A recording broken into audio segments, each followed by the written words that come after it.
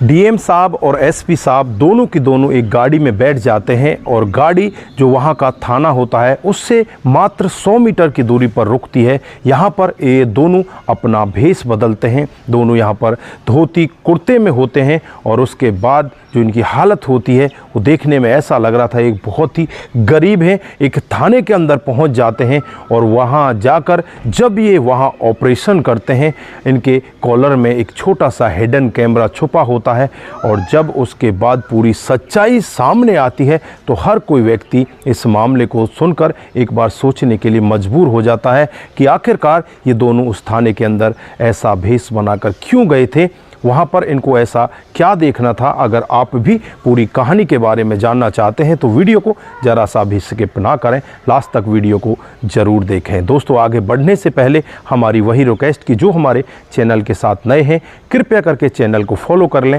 Bell icon को ज़रूर press करें। नमस्कार, जय हिंद। आप देख रहे हैं APH न्यूज़ राहुल रावत के साथ। तो दोस्तों, आज की जो घटना आप लोगों को बताने जा रहा हूं एक बहुत बड़े शहर की हकीकत की घटना है। यहां पर SP साहब और DM साहब दोनों आपस में बातचीत करते हैं क्योंकि DM साहब के पास एक दिन पहले ही खबर मिलती है कि फलां थाने में यहां पर जो SHO साहब हैं वो बहुत ही ज़्यादा गलत काम करते हैं, लोगों की रिपोर्ट नहीं लिखते, लोगों से मन चाहे पैसे ऐंठते हैं, लोगों के साथ बहुत गलत व्यवहार है। यहाँ पर जो DM साहब होते हैं वो सोचने लगते हैं कि शायद पुलिस को बदनाम किया जा रहा होगा, लेकिन अगले ही दिन उनके पास फिर से एक रिपोर्ट आती है। दोस्तों, अब DM साहब सोचने लगते हैं कि वाकई में ही कि यहाँ पर कुछ गलत हो रहा है। फिर उनकी मुलाकात SP साहब से होती है और बातों ही बातों में SP साहब को वो पूरा मामला बता देते हैं। SP साहब भी कहने लगते हैं कि मेरे पास भी कई ऐसी शिकायतें आई हैं और मैं भी चाहता हूँ कि उसका सिटिंग ऑपरेशन हो।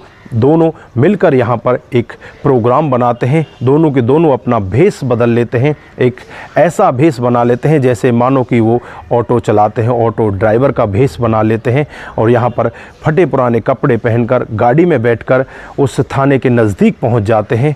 100 मीटर की दूरी पर ही गाड़ी रोक दी जाती है, वहाँ से वो पैदल ही चले जाते हैं। जैसे ही वो थाने के अंदर प्रवेश करते हैं वहाँ पर एक मुंशी खड़ा होता है। मुंशी इन दोनों को रोक लेता है और कहने लगता है कि कहाँ अंदर घुसे जा रहे हो। तो यहाँ पर वो कहने लगते हैं कि साहब हमें यहाँ पर रिपोर्ट दर्ज करानी है। लेकिन यहाँ पर वो कहता है कि यहाँ पर ऐसे रिपोर्ट थोड़ी दर्ज होती है, यहाँ पर अगर आप कुछ नहीं देकर जाओगे तो ऐसे आपकी रिपोर्ट दर्ज नहीं होगी, मैं आपको अंदर नहीं जाने दूँगा।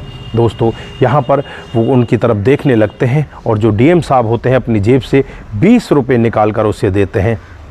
तो यहाँ पर जो मुंशी होते हैं वो कहने लगते हैं कि आप भिखारी समझ रखा है, 20 रुपये से तुम अंदर चले जाओगे। वो कहते हैं कि साहब हम ऑटो ड्राइवर हैं, हमारे पास कुछ है ही नहीं, हमारा ऑटो भी चोरी हो चुका है, अब हम करें तो क्या करें, अब प्लीज़ हमें अंदर जाने दो। लेकिन वहाँ पर वो मना करता है। फिर 20 रुपये और जेब से निकाले जाते हैं, कुल मिलाकर 40 रुपये उस मुंशी को दे दिए जाते हैं। मुंशी उनसे कहता है कि ठीक है, जल्दी जाओ और जल्दी वापस आ जाना। दोस्तों, यहाँ पर वो दोनों के दोनों अंदर चले जाते हैं और जब अंदर का नज़ारा देखते हैं उस नज़ारे को देखकर उनकी आंखें फटी की फटी रह जाती हैं। जो वहाँ पर दरोगा साहब होते हैं वो अपनी जो कमीज़ होती है उसके बटनों को खोलकर और टेबल पर पैरों को ऊपर रखकर वहाँ पर आराम से लेट रहे होते हैं।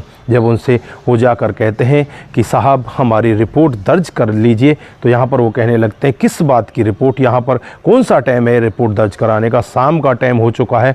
तो यहाँ पर वो कहते हैं कि साहब हमारा ऑटो चोरी हो गया है, हम बहुत ही गरीब आदमी हैं, प्लीज़ हमारी रिपोर्ट दर्ज कर लीजिए, हम तो बर्बाद हो जाएंगे, हम तो मर जाएंगे, हमारे बच्चे रोड पर आ जाएंगे। लेकिन यहाँ पर जो दरोगा साहब होते हैं वो कहने लगते हैं कि शाम का टाइम हो चुका है, कुछ खर्चा पानी है, अगर कुछ है तुम्हारे पास में तो करिए, नहीं तो ये आपकी रिपोर्ट दर्ज नहीं होगी। दोस्तों, यहाँ पर वो दोनों आपस में बातचीत करने लगते हैं।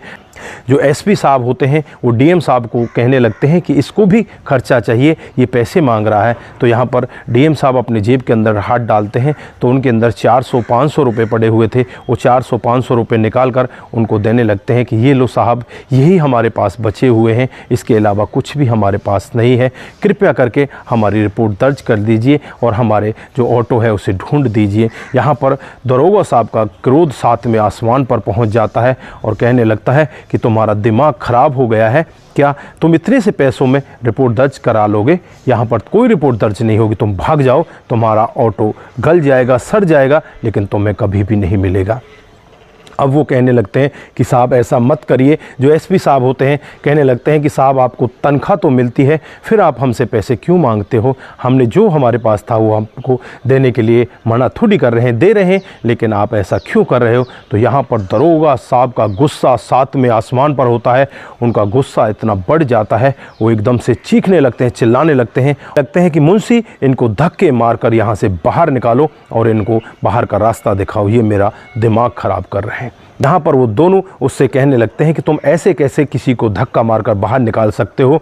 तुम्हारा राइट्स ही नहीं बनता, किसी को तुम धक्का मारकर बाहर निकालो। तो यहाँ पर दरोगा साहब का गुस्सा सातवें आसमान पर पहुँच जाता है।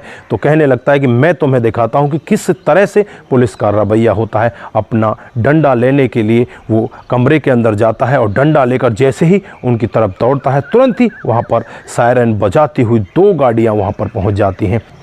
उन 2 गाड़ियों में से बहुत सारे ऑफिसर निकल कर आते हैं और जब इस दरोगा को देखते हैं तो तुरंत ही उससे कहने लगते हैं कि तेरा दिमाग ख़राब हो गया है, तुझे पता है सामने कौन खड़े हुए हैं? ये तो डीएम साहब हैं और ये एसपी साहब हैं। अब दरोगा की एकदम से हवा निकल जाती है। दरोगा वहीं पर बैठकर रोने लगता है, कहने लगता है कि साहब मुझे माफ़ कर दीजिए, मेरे माई बाप हो आप, मुझे माफ़ कर दीजिए, मुझसे बहुत बड़ी गलती हुई है। लेकिन यहाँ पर एसपी साहब कहते हैं कि ये सब मामला सिटिंग ऑपरेशन के तहत चल रहा है और ये तुम्हारा मामला हेडक्वार्टर तक चला हुआ है, क्योंकि लाइव वो लोग तुम्हें देख रहे हैं, तुम कैसा कर्म करते हो। क्योंकि तुम्हारी शिकायत बार बार हमारे पास आती, हम यही सोचते कि शायद लोग तुमसे परेशान हैं इसलिए शायद कुछ ऐसा कहते हैं, लेकिन हमें नहीं पता था कि तुम लोग इतना घटिया काम इस थाने के अंदर कर रहे हो। अब तुम्हें नहीं बख्शा जाएगा। तुरंत की तुरंत उन सभी लोगों को सस्पेंड कर दिया जाता है और उनको वहाँ से हटा दिया जाता है। दोस्तों, उनकी जगह पर दूसरे लोगों की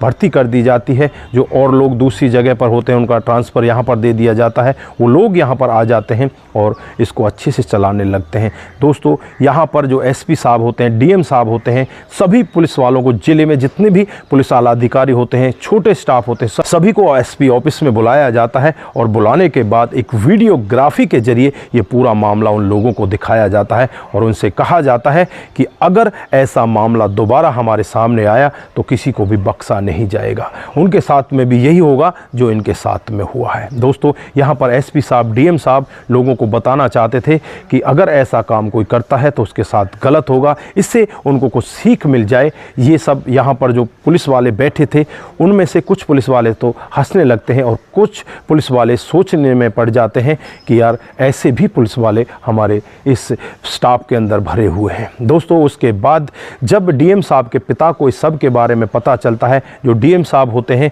उनके पिता एक पुलिस अधिकारी होते हैं, बहुत ही ईमानदार पुलिस अधिकारी होते हैं। वो अपने बेटे को हमेशा यही शिक्षा दिया करते कि बेटा तुम्हें आगे बढ़कर अपनी ईमानदारी के साथ काम करना, किसी के साथ गद्दारी नहीं करनी, हमेशा ही अपने जो तनख्वाह आपको मिलती है उसी से सब्र रखना है और अच्छे से ही लोगों के साथ में व्यवहार करना है, कभी भी किसी के साथ में गलत नहीं करना है और तुम्हें दिखाना है कि वाकई में ही मैं ईमानदार पिता का एक ईमानदार बेटा हूं। दोस्तों, बेटा डीएम बन जाता है, पिता एक कांस्टेबल से रिटायर होते हैं और आज पिता का जो सीना होता है वो बहुत ही चौड़ा हो जाता है और कहने लगते हैं कि आज मेरे बेटे ने जो कर्म किया वो मेरी शिक्षा है, उन्होंने मेरी शिक्षा आज ली और इस शिक्षा की बदौलत आज वो इतने अच्छे काम को कर गए हैं। तो दोस्तों, ये रही आज की हकीकत की कहानी। आप लोग यहाँ पर क्या कहना चाहते हैं?